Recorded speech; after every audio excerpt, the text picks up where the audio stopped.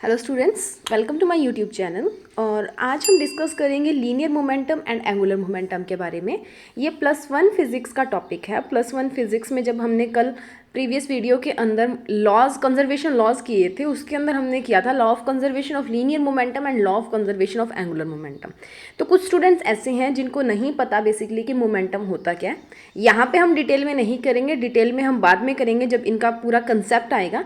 बस एक बार लॉज को समझने के लिए मैं आपको बता दूं कि हम कंजर्व किस चीज़ को करवा रहे हैं। वैसे जैसे हमने कंजर्वेशन ऑफ मास का पढ़ा था, तो मास पता है पुंज किसी भी चीज़ का, तो वो हमें पता था। चार्ज की बात करते थे, क्यू प्लस का है या माइनस का है या जीरो है, वो चीज़ भी हमें पता थी। ठीक है, तो ऐसे ही लीनियर मोमेंटम और एंगुलर मोमेंटम की बात करते हैं। तो ये जो टर्म यहाँ पे आ रही है दैट इज़ मोमेंटम। तो मोमेंटम बेसिकली होता क्या है, तो उसके बारे में आज हम डिस्कस करेंगे, ताकि जो आपके लॉज हमने किए थे, law of conservation of linear momentum and angular momentum, दोनों काफ़ी इंपॉर्टेंट है एग्जाम के पॉइंट ऑफ व्यू से। और आगे भी जो आप फिजिक्स पढ़ोगे उसके अंदर भी ये काफ़ी अपना रोल जो है वो प्ले करते हैं, इंपॉर्टेंट रोल प्ले करते हैं। तो स्टार्ट करते हैं आज का topic, that is linear momentum and angular momentum. तो लीनियर मोमेंटम और एंगुलर मोमेंटम पे जाने से पहले हम क्या करेंगे, सबसे पहले मोमेंटम देखेंगे कि क्या होता है। मोमेंटम क्या होता है, तो मोमेंटम के लिए देखिए, फर्स्ट है मोमेंटम। मोमेंटम क्या होता है कि जब भी कोई मास है वो मोशन में होता है, तो हम उसको टर्म कर देते हैं दैट इज़ की मोमेंटम है। ठीक है, जैसे कोई भी चीज़ है, हर एक चीज़ का मास होता है। आपकी बॉडी है उसका मास है, आपके हाथ में पेंसिल है उसका भी मास है, आपके पास बुक्स है उसका भी मास है, आपके पास मोबाइल फ़ोन है उसका भी मास है। पर जब ये मास है वो मोशन में आ जाए, मोशन के अंदर मतलब चलना शुरू कर दे, गति करना शुरू कर दे, तब मोमेंटम बनेगा। कोई भी चीज़ जिसका मास है और वो चल रही है, दैट मीन्स कि उसका मोमेंटम है। बेसिकली देखो, एक ट्रेन है, स्टेशन पे खड़ी है, उसका मास तो है ना, बट वो चल नहीं रही है, स्टेशन के ऊपर खड़ी है। ठीक है, तो वो मोमेंटम नहीं बोला जाएगा। जब वो ट्रेन है वो ट्रैवल करना शुरू कर गई है, ठीक है, रेलवे ट्रैक के ऊपर ट्रेन ने चलना शुरू कर दिया है, तब वो मोमेंटम कहलाता है कि तब ट्रेन का मोमेंटम आएगा। ठीक है, तो नीचे आपको दिया ऑल ऑब्जेक्ट्स हैव मास। हर एक ऑब्जेक्ट का क्या होता है, मास होता है। So if an object is moving, अगर कोई एक ऑब्जेक्ट मूव कर रहा है, देन इट हैज़ मोमेंटम। हर एक ऑब्जेक्ट का मास होगा। आपको यहाँ पे पेंसिल दिखाई दे रही है, इसका भी मास है। यहाँ पे आपको बुक्स दिखाई दे रही है, इनका भी मास है। पर ये यहाँ पे पड़ी हैं तो मोमेंटम नहीं है। आप क्या करते हो, बैग को उठा के स्कूल जाते हो, तो बैग के साथ साथ वो बैग का कुछ ना कुछ मास है और वो भी चल रहा है, दैट मीन्स कि तब मोमेंटम है। पेंसिल है, पड़ी है कहीं पे, मोमेंटम नहीं है। जब आप उसे लिखना स्टार्ट कर देते हो, दैट मीन्स कि तब आपका मोमेंटम आता है। यानी कि कोई भी मास है उसको मूव करवाना है, उसको गति करवानी है, उसको चलाना है, ठीक है, उसका मोशन करवाना है, तब हमारे पास क्या आता है, मोमेंटम आता है। तो कोई भी चीज़ जिसका मास है और वो मूव कर रही है, तो हम बोलेंगे कि उसके पास मोमेंटम है और वो मास जो है वो मोशन के अंदर है। ठीक है, तो मोमेंटम वर्ड क्लियर हो गया। नेक्स्ट बात करते हैं लीनियर मोमेंटम की। देखो, दो वर्ड है हमारे पास, एक है लीनियर, एक है मोमेंटम। मोमेंटम का मतलब क्या था कि मास इन मोशन, जो मोशन के अंदर मास है। ठीक है, शॉर्ट में लिख रही हूँ। लीनियर का मतलब होता है लाइन के अंदर चलना। ठीक है, तो अब जो मास है हमारा, जिसका मोशन हम लेके चल रहे हैं मोमेंटम के अंदर, वो क्या कर रहा है, एक लाइन के अंदर चल रहा है, लीनियर चल रहा है, उसको बोलते हैं लीनियर मोमेंटम। जब हमने बोला कि मोमेंटम क्या था, मोमेंटम क्या होता, मास का मोशन, मोशन ऑफ मास। अब मोशन कैसे करना है, उसको किस पाथ के ऊपर करना है, किस रास्ते के ऊपर करना है, तो वो एक लीनियर पाथ के ऊपर करना है, एक लाइन के ऊपर, सीधे रास्ते के ऊपर। ठीक है, एक सीधी सड़क जा रही है, उसके ऊपर कोई चीज़ चल रही है। ठीक है, कोई मुड़ना नहीं है, कोई कुछ नहीं करना, सीधी सड़क के ऊपर जब चलता हुआ कोई जा रहा है, मास, कोई बॉडी चलती हुई जा रही है, वो होता है हमारा लीनियर मोमेंटम। तो लीनियर मोमेंटम बेसिकली देखो, the linear momentum is defined as a product of the system's mass multiplied by its velocity. देखो, मोमेंटम जहाँ पे आएगा, मास तो आएगा ही। ठीक है, अब देखो, मोमेंटम दो चीज़ों से मिलके बना था हमारे पास, मास और किससे, मोशन से। ठीक है, मास और मोशन से मिलके बना था। आपने 9th क्लास के अंदर किए थे, वेलोसिटीज़ की एक्सप्रेशंस की थी। तो जब भी कोई चीज़ मूव कर रही होती है, मोशन कर रही होती है, तो वो कुछ ना कुछ डिस्प्लेस होती है, विस्थापित होती है, मतलब कुछ दूरी के ऊपर वो चल के जा रही है, तो कुछ डिस्प्लेसमेंट आएगी, तो उसकी कुछ ना कुछ वेलोसिटी भी होगी। कुछ गति कर रही है ना, कुछ गति कर रही है, तो उसकी कुछ ना कुछ वेलोसिटी भी होगी। तो वो वेलोसिटी और ये मास, कोई भी चीज़ जब मूव कर रही होती है, तो वो कुछ ना कुछ डिस्टेंस या कुछ डिस्प्लेसमेंट को कवर करती है। डिस्टेंस या डिस्प्लेसमेंट क्या होते हैं, फर्स्ट चैप्टर के अंदर हम जब जाएंगे तब पढ़ेंगे। ठीक है, नेक्स्ट यूनिट के अंदर आएगा। तब उसके बाद में जब भी कोई चीज़, अब देखो, मास तो हमारे पास एज इट इज़ लेना है। अब मोशन को तो हम नॉर्मली ले नहीं सकते, तो मोशन का होता है वेलोसिटी। ठीक है, मोशन की जगह पे हमने क्या ले लिया, वेलोसिटी। तो मोमेंटम क्या था, मास इन मोशन, तो मास मल्टीप्लाइड बाय मोशन, और मोशन की जगह पे क्या आ गई, वेलोसिटी, कि उसकी कुछ ना कुछ गति कर रहा है, तो गति वेलोसिटी है, उसका कुछ विस्थापन हो रहा है, मतलब कोई ना कोई डिस्टेंस के ऊपर वो जा रही है। हम बोल दें कि कोई एक कार है जो एक लाइन के अंदर 20 मीटर पर सेकंड की वेलोसिटी से चलती हुई जा रही है, तो उस कार का मास और उस 20 को मल्टीप्लाई जब करोगे तो आपके पास मोमेंटम की वैल्यू आ जाएगी। तो मोमेंटम बेसिकली आपका क्या होता है, प्रोडक्ट होता है, यानी कि मल्टीप्लीकेशन होती है किसकी, मास की एंड वेलोसिटी की। ये जो पेंसिल आपकी है, ठीक है, आपने लिखना स्टार्ट कर दिया। अब हर एक कोई क्या करता है, उसकी अपनी एक स्पीड होती है लिखने की, हर एक की अपनी क्या होती है, एक स्पीड होती है, अपनी एक वेलोसिटी होती है पेंसिल को चलाने की, कि वो कैसे लिखता है। तो पेंसिल का मास, अगर हम नटराज वाली पेंसिल की बात करें तो मास तो सबके पास सेम होता है, ठीक है, नटराज की जो पेंसिल आती है मास सबके पास सेम होगा, पर हर कोई क्या करता है, उसका मोशन अलग अलग कराता है, हर एक की वेलोसिटी अलग होती है। तो मास इंटू वेलोसिटी जब आप करोगे तो आपके पास क्या आ जाएगा, मोमेंटम आ जाएगा, ठीक है। नेक्स्ट देखते हैं फॉर्मूला, मैं आपको दिखा देती हूँ कि मोमेंटम का फॉर्मूला क्या होता है। ये देखिए, मोमेंटम हमारे पास है P is equals to M V. छोटे p से कल भी मैंने आपको बताया था कि मोमेंटम को हम रिप्रेजेंट करते हैं, लीनियर मोमेंटम को स्मॉल p से, and small p is equals to M V. अब आपको ये दो एरोज दिखाई दे रही होंगी, आपने सोचा या होगा कि या तो गलती से लगी होंगी या इनका क्या मतलब है। तो हमारे पास ना दो तरह की क्वांटिटीज होती हैं जो हम आगे पढ़ेंगे। First is scalar and second one is vector. दो तरह की क्वांटिटीज होती है, स्केलर और वेक्टर। स्केलर क्वांटिटीज वो होती है जिनका मैग्नीट्यूड होता है, जैसे 2 kilometre, 2 kg, 3 kg, 7 kg, 10 kg, ठीक है। ऐसे जिनका मैग्नीट्यूड तो होता है, मतलब कुछ ना कुछ कांस्टेंट मल्टीप्लाई कुछ यूनिट, यानी कि किसी इकाई के अंदर हम उनको माप सकते हैं, ठीक है। वेक्टर्स हमारे पास क्या होते हैं, वेक्टर्स हमारे पास वो क्वांटिटीज होती है जिनका मैग्नीट्यूड तो होता ही है, प्लस उनके पास डायरेक्शन भी होती है, ठीक है।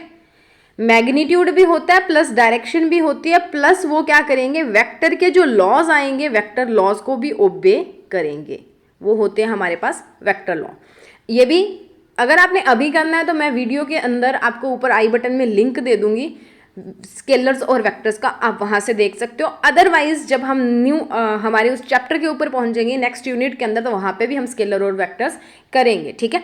अगर आपको अभी करना है तो मैं आपको लिंक दे दूंगी। तो बेसिकली अभी तक आप इतना याद रखिए कि स्केलर्स वो होते हैं जिनकी डायरेक्शन नहीं होती। आपको बोल दे कि 2 किलो सब्जी ले आओ, 4 किलो ये चीज ले आओ, 2 किलोमीटर चल के चला जा, ठीक है।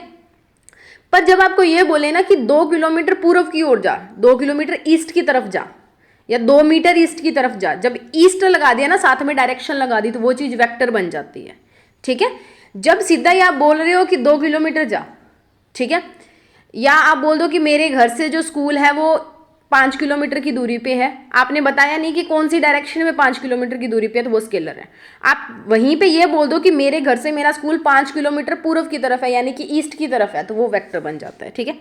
तो यहाँ पे जो आपका P है that is equals to momentum, उसके बाद में आपको M दिया हुआ है that is mass, and this is velocity, ठीक है। उसके बाद में आपको दी हुई है V इज वेलोसिटी। क्लियर हुआ।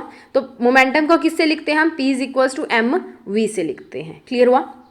नेक्स्ट देखते हैं, मोमेंटम क्या होता है, एक वेक्टर क्वांटिटी होती है, मैंने इसको अभी बताया आपको। और मोमेंटम क्वांटिटीज कौन सी होती है, जिनके पास मैग्नीट्यूड होता है और डायरेक्शन होती है, प्लस एक चीज याद और इसके अंदर ऐड कर लो कि ये क्या करेंगे, ओबे करेंगे किसको, वेक्टर के लॉज को, ओबेज वेक्टर लॉज, ठीक है। ये अभी जब छोटी क्लासेस में हम पढ़ते हैं ना, तो हम क्या करते हैं, इतना ही पढ़ते हैं कि जिनके पास मैग्नीट्यूड और डायरेक्शन होते हैं वो वेक्टर होते हैं, जिनके पास अकेला मैग्नीट्यूड होता है वो स्केलर्स होते हैं। पर अभी थोड़े बड़े हो चुके हो, फिजिक्स पढ़नी स्टार्ट कर दिए, तो फिजिक्स के तरीके से पढ़ेंगे, पूरी डिटेल में पढ़ेंगे। तो वो छोटी क्लासेस में साइंस के अंदर चलो थोड़ा बहुत चलता था, ठीक है। तो वेक्टर कौन से होते हैं, जिनके पास मैग्नीट्यूड होता है, डायरेक्शन होती है, और जो वेक्टर के लॉज को ओबे करते हैं, ठीक है। वेक्टर के 3 लॉज होते हैं, वो हम करेंगे।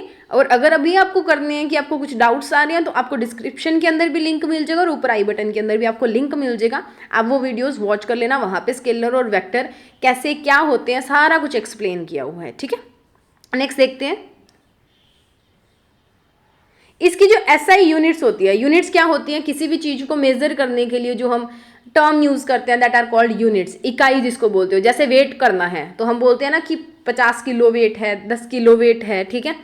हम कहीं दूर जाके आते हैं तो आप हम बोलते हैं कि जो जैसे हमने स्कूल की एग्जांपल ली कि हम आपके घर से जो आपका स्कूल है वो 5 किलोमीटर है, तो वो किलोमीटर जो है ना वो यूनिट है, केजी जो है वो यूनिट है, ग्राम जो है वो यूनिट है, 10 सेकंड जो हो गया तो सेकंड भी क्या है, यूनिट है।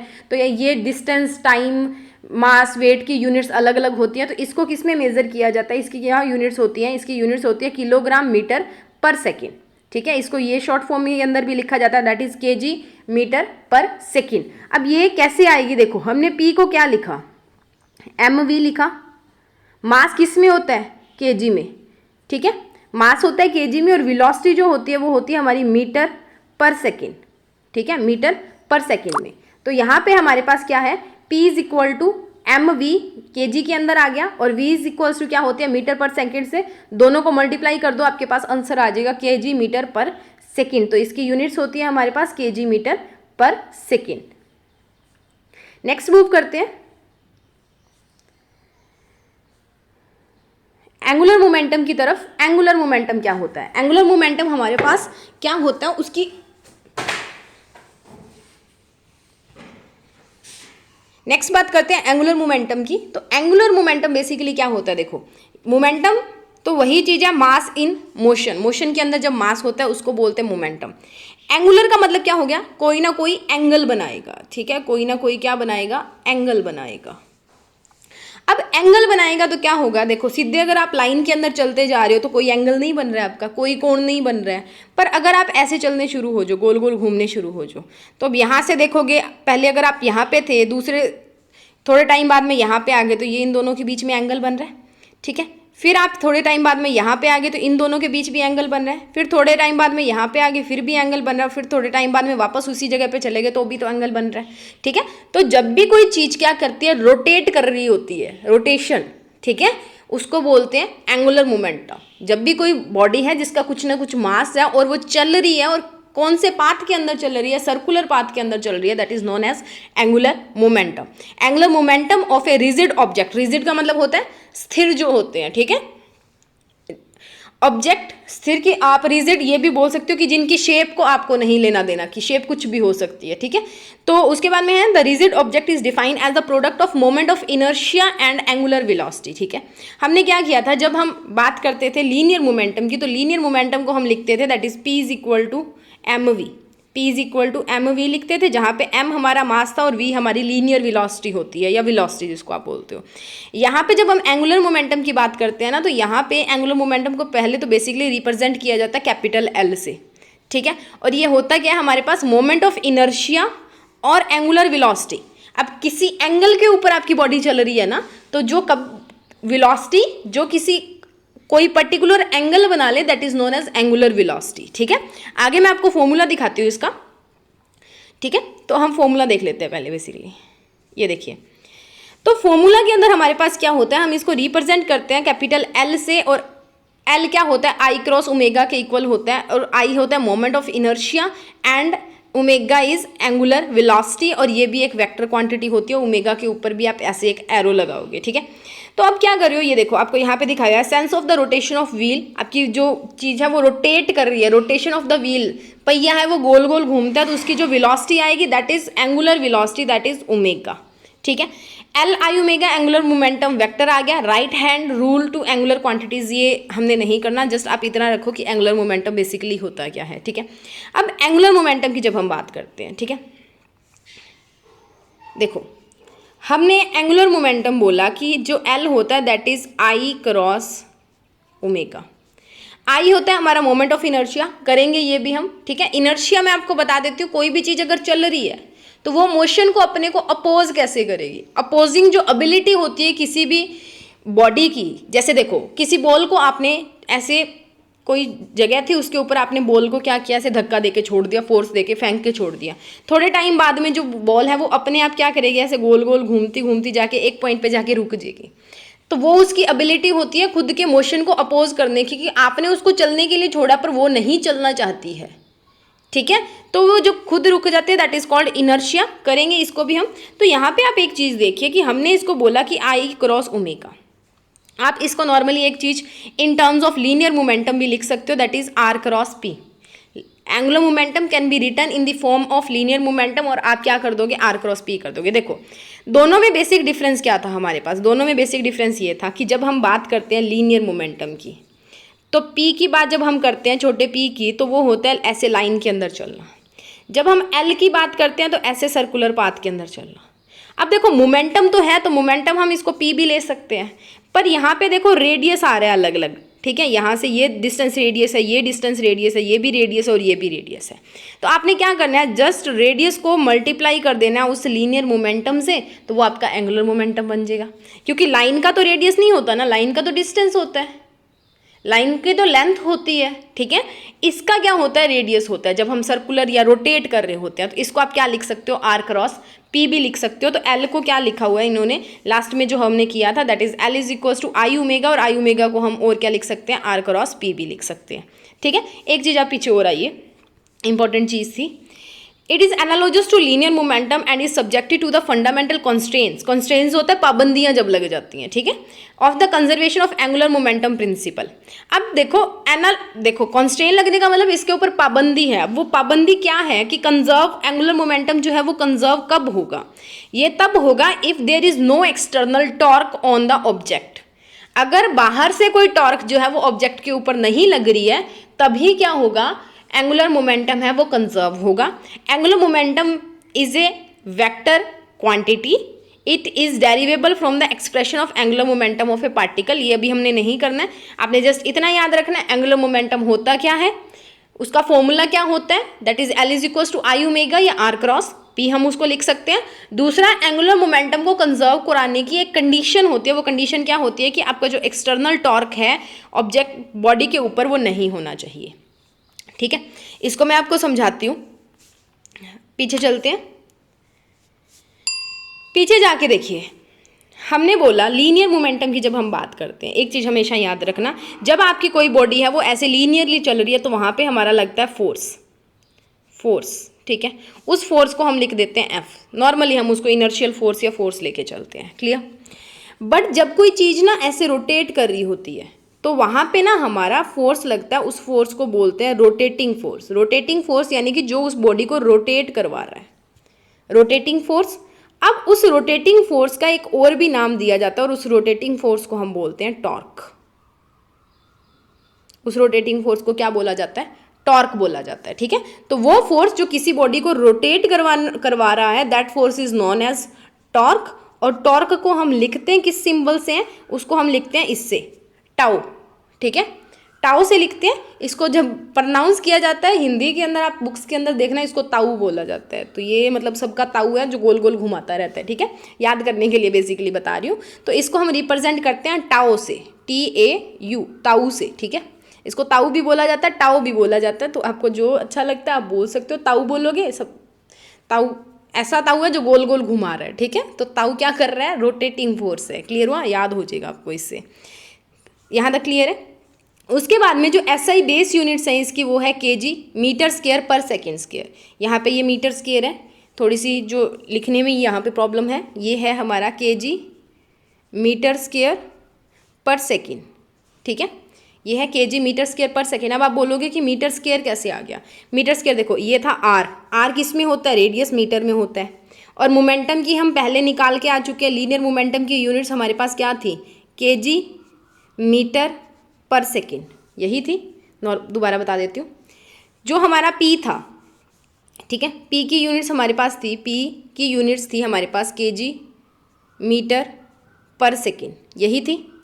अब इस p के साथ एक r और मल्टीप्लाई हो रहा है, और r किस में होता है, मीटर्स में। तो ये metre into metre is metre square, तो इसकी यूनिट क्या बन गई, kg मीटर पर सेकेंड स्क्वायर। मीटर का स्क्वायर है यहाँ पे, याद रखना 2 नहीं है, ऊपर मीटर का स्क्वायर है, ठीक है। तो ये हमारे पास कुछ कंसेप्ट थे किसके, एंगुलर मोमेंटम और लीनियर मोमेंटम के। उसके बाद में हम क्या करते हैं, इनकी थोड़ी सी डिफरेंशिएशन देख लेते हैं कि दोनों में फ़र्क क्या होता है। तो बेसिक्स डिफरेंस था कि इसको हम रिप्रेजेंट करते हैं स्मॉल p से, और इसको हम रिप्रेजेंट करते हैं दैट इज कैपिटल L से। The tendency of mass to continue moving in a straight line, एक मास की टेंडेंसी, उसकी क्षमता एक लीनियर पाथ के अंदर, एक लाइन के ऊपर, एक स्ट्रेट लाइन में मूव करने की, एक सीधी लाइन के अंदर चलने की, उसको बोलते हैं लीनियर मोमेंटम।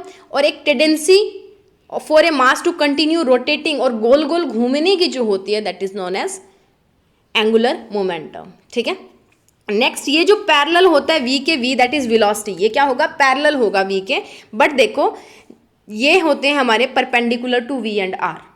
एंगुलर मोमेंटम क्या होता है, perpendicular to v and r। ठीक है, अब ये कैसे होता है ये मैं अभी आपको बताऊंगी, जब हम वेक्टर्स करेंगे, डॉट प्रोडक्ट और क्रॉस प्रोडक्ट वहां पे करेंगे, तब मैं आपको बताऊंगी कि ये परपेंडिकुलर कैसे था और वो पैरेलल कैसे था। ठीक है, एक बार के लिए आप इसको याद करिए, ये कंजर्व होता है और वेक्टर क्वांटिटी होती है, साथ में साथ एंगुलर मोमेंटम भी कंजर्व होता है और वेक्टर क्वांटिटी होती है।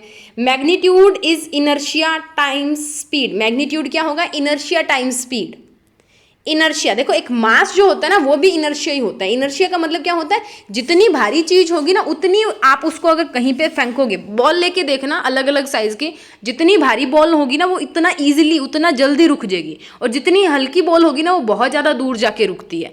तो मैग्नीट्यूड क्या होगा, मैग्नीट्यूड यानी कि इसकी वैल्यू क्या आएगी, पी की मैग्नीट्यूड आएगा हमारा इनर्शिया। इनर्शिया क्या है, मास। ठीक है, देखो वो कोई भी चीज जो उसके मोशन को अपोज कर सकती है ना वो इनर्शिया कहलाती है। यहाँ पे क्या है, बॉडी के मास को हम कंसीडर कर रहे हैं। जितनी भारी चीज होगी ना उतनी जल्दी रुक जाएगी, और जितनी हल्की चीज होगी उतनी ही वो लेट जाके रुकेगी। ठीक है, तो यहाँ पे इनर्शिया का काम कौन कर रहा है, मास, और टाइम्स स्पीड, स्पीड यानी कि वेलोसिटी की बात हम कर रहे हैं। यहाँ पे मैग्नीट्यूड क्या होता है, रोटेशनल इनर्शिया। रोटेशनल, किसी चीज को गोल गोल घुमाना है। अब आपकी बॉडी है, आपने उसको गोल गोल घुमा दिया पर वो नहीं घूमना चाहती है। ठीक है, तो वहां पे भी आपका क्या लगेगा, रोटेशनल इनर्शिया लगेगा टाइम्स एंगुलर स्पीड। वहां पे स्पीड था, यहाँ पे एंगुलर स्पीड होगा। Clear. Net force required to change it, यहाँ पे फोर्स चाहिए होता है चेंज करने के लिए उसको। कोई चीज सीधी लाइन में चल रही है, पीछे से जाके फोर्स लगा दो, वो मोमेंटम उसका बदल जाएगा। यहाँ पे क्या चाहिए होता है, टॉर्क चाहिए होता है। अभी बताया टॉर्क क्या होता है, रोटेटिंग फोर्स होती है, और एंगुलर मोमेंटम के अंदर टॉर्क होता है, लीनियर मोमेंटम के अंदर फोर्स होती है F normal. The greater the mass the greater the force and needed to change the momentum. जितना ज़्यादा मास होगा ना उतना ज़्यादा फोर्स चाहिए होगा मोमेंटम को चेंज करने के लिए। आपने क्या करना है, एक 10 किलो की चीज़ उठाओ और एक 2 किलो की चीज़ उठाओ। 10 वाली जो होगी वो मुश्किल से उठेगी, आप नहीं उठा सकते हो उसको ईजिली। 2 किलो वाली को आसानी से उठा लोगे। ठीक है, तो अब जो 10 किलो वाली है उसको अगर मान लो आपने, एक खाली सिलेंडर है, गैस का सिलेंडर देखा है, खाली सिलेंडर, उसको आपने रोटेट करके दूर लेके जाना है, तो आप आराम से पैर मार मार के भी ले जाओगे आराम से, या सीधा हाथ से भी ले जाओगे। वही अगर उसके अंदर गैस फिल कर दी जाए तो उसके बाद में वो भारी हो गया, तो अब उसके ऊपर जो फोर्स लगाना पड़ेगा वो ज़्यादा लगाना पड़ेगा। ठीक है, तो जितना ज़्यादा मास होगा उतना ज़्यादा फोर्स लगेगा। एक आपने छोटी सी जो टॉय वाली कार होती है उसको आगे धकेलना है, उसके ऊपर फोर्स लगाना है, उसको मूव करवाना है। एक रियल में जो कार आ जाए उसको मूव कराना है। ठीक है, तो रियल वाली कार का मास ज़्यादा है तो उसको ज़्यादा फोर्स लगाना पड़ेगा, 3-4 लोग चाहिए होते हैं उसको धक्का लगाने के लिए। टॉय वाली को आप उंगली से भी लगाओगे तो भी चल जाएगी वो। The greater the moment of inertia the greater the torque needed to change the angular momentum. जितना ज़्यादा मोमेंट ऑफ इनर्शिया होगा, यहाँ पे देखो हमने बोला था कि जितना ज़्यादा मास होगा उतना ज़्यादा फोर्स चाहिए होगा। एंगुलर मोमेंटम को हम देखो, लीनियर मोमेंटम हमारा था मास इनटू वेलोसिटी। ठीक है, इसलिए हमने बोल दिया जितना ज़्यादा मास होगा उतना ज़्यादा फोर्स चाहिए होगा उसको चेंज करने के लिए। अब यहाँ पे जब एंगुलर मोमेंटम की बात करते हैं तो एंगुलर मोमेंटम क्या बोलता है, moment of inertia into angular velocity. तो जितना ज़्यादा मोमेंट ऑफ इनर्शिया होगा उतना ज़्यादा टॉर्क है वो चाहिए होगा उसको चेंज करने के लिए। ठीक है, तो ये कुछ की पॉइंट्स थे कंपैरिजन के लीनियर मोमेंटम और एंगुलर मोमेंटम की। तो यहाँ पे जो हमारा ये टॉपिक है ये खत्म होता है मोमेंटम्स का। अब जाके आप दोबारा उन लॉस को देखना, इजीली वो आपको समझ आएंगे। ठीक है, तो थोड़ा सा कंसेप्ट यहाँ पे क्लियर करना था। नो डाउट कि ये आगे चैप्टर्स के अंदर आएंगे तब भी आपको क्लियर हो जाएगा, बट थोड़ा सा क्लियर करना जरूरी था क्योंकि अदरवाइज आपको समझ नहीं आने वाले थे वो लॉस। तो इस वीडियो के अंदर इतना ही, नेक्स्ट वीडियो के अंदर हम अपना नेक्स्ट कंसेप्ट करेंगे। Please subscribe our channel and press the bell icon for more updates.